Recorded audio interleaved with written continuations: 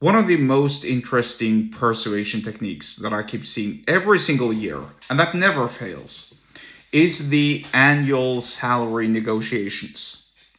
Usually, those are being carried out by unions, meaning that there's a union, it's representing maybe some 100 different organizations. There are people there arguing in favor of payments increase, obviously, and other benefits. And on the other side, you have the unions or the organizations representing the employers, right? And of course, the script is the same every single year. Every single year, the unions argue in favor of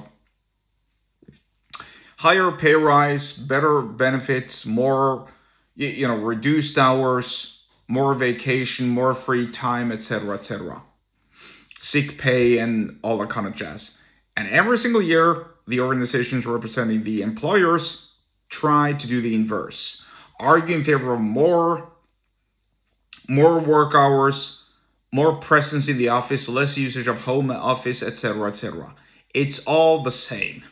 Now, recently, and I didn't really know why nobody has addressed this before, but each year, tax rates go up. There's a new fee.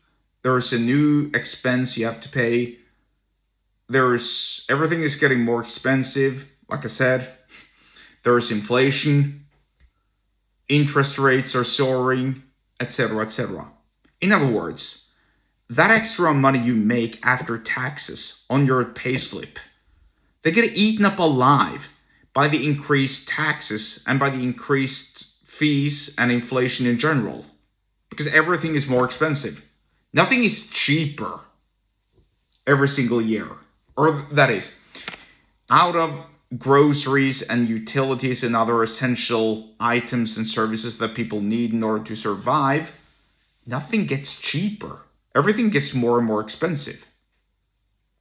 And so, can you imagine the persuasion you have to apply in order to convince people that, hey, this year we managed to increase your salaries by 3.9%. Meanwhile, food prices are up 20%, gas prices are up 10%, gasoline prices are up 25%, etc., etc. Oh, and interest rates are going to bump up as well. There isn't going to be an interest rate cut. There's going to be an interest rate bump. Can you imagine the art and the skill you have to use in order to persuade somebody that, hey, we managed to make your situation better? I mean, yeah, it's better to have to have a little pay increase than no pay increase, indeed. But everybody can do better than that. Everyone.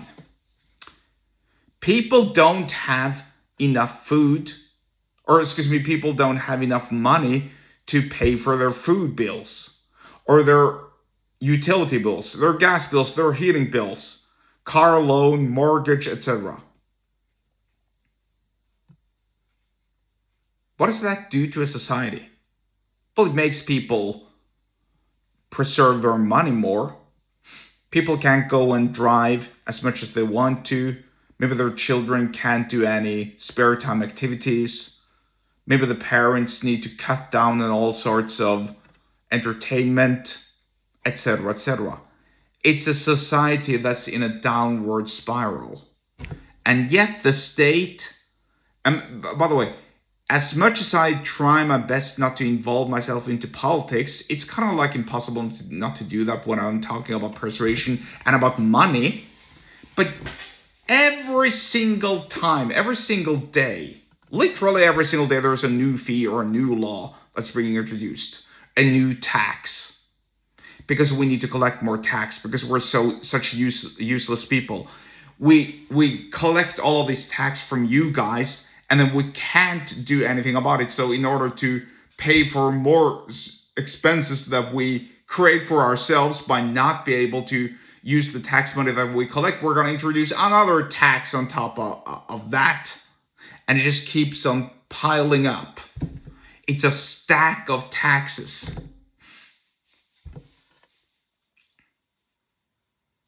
And the only solution really is to make more money or cut back on your costs, but preferably to make more money. Now, I don't have an answer for that, how you can make more money other than do what's always worked. Find something that people need and then give it to them. Charge for it. Find the problem that people have and then find a solution to the problem and charge for that solution of the problem. That's what you need to do. You need to discover your entrepreneurial spirit. Instead of playing video games, you need to play the game of sales, the game of persuasion, the game of entrepreneurship, the game of capitalism. That's what you need to play. Because it's much funnier to see your bank balance increasing by the day and hearing that ka-ching sound rather than playing some, I don't know, shoot 'em up game or race car game, whatever the kids are playing these days. Bottom line is, when it comes to persuasion and sales, those are life-saving techniques and tips and tricks that you need to learn in order to survive, because otherwise you're just going to get choked to death by the ever-increasing expenses. If you want to learn more about persuasion and sales, then get subscribed to my email list. The link to do so is in the episode description wherever you're watching and or listening to this, and I'll see you there.